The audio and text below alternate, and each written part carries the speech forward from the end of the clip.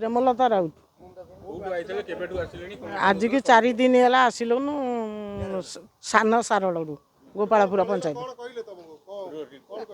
ଆମକୁ ଯେ ଏଇ ଯେଉଁ ଦୁର୍ଘଟଣାଟା ହେବାରୁ ସବୁବେଳେ ପାଇଁ ଗେଟ୍ ବନ୍ଦ ହେଲା, ସବୁବେଳେ ଖାଇବା ସକାଶେ ବି ଆମକୁ ଟିକେ ପ୍ରୋବ୍ଲେମ୍ ଧଇଲା। ଆଉ ବୋହୂ ବି ଅପରେସନ୍ ରୋଗୀ। ଆଉ ସେ ନାଇଁ ରୋଗ ନୁହଁ, ଡେଲିଭରି କେସ୍। ହଁ, ଆଉ ଡେଲିଭରି ସରିବା ପରେ ଏସବୁ ଝାମେଲା ହେଲା। ଆଉ କ'ଣ ଏବେ ଗଭର୍ଣ୍ଣମେଣ୍ଟକୁ ନେଉଛନ୍ତି। 4 ଦିନ ହେଲା। ନାଇଁ ପଇସା ନେଇନୁ, ପଇସା ଆମେ କାର୍ଡରୁ କଟୁଛି। ଆଉ ଭଲ ବି ମିଳୁଥିଲା। କାହାର ବିପଦ ନାହିଁ ବାପା କହିଲ, ମୋ ପାଇଁ ଅଛି, ତମ ପାଇଁ ଅଛି, ତାଙ୍କ ପାଇଁ ବି ଅଛି। ଆଉ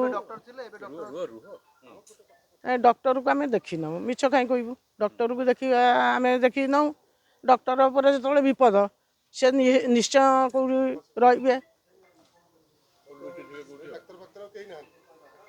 ଆମକୁ ତ ଯେଉଁ ମ୍ୟାଡ଼ାମ୍ ହେରିକା ଅଛନ୍ତି ଇଞ୍ଜେକ୍ସନ୍ ହେରିକା ସବୁ ଟ୍ରିଟମେଣ୍ଟ କରି ଦେଉଛନ୍ତି। ଡାକ୍ତର ତ ସିଏ ଅପରେସନ୍ ପରେ ସେଇ ମ୍ୟାଡ଼ାମ୍ ହେରିକା ଦିଅନ୍ତି। ଆଉ ଥରେ ହଁ ଅନ୍ୟ ଡାକ୍ତର ଆସିକିରି ପିଲାଙ୍କୁ ଦେଖି ଯାଉଛନ୍ତି। ନାଇଁ ଗାଇନିଂର ମୁଁ କହିପାରିବି ନାହିଁ ସେ କଥା।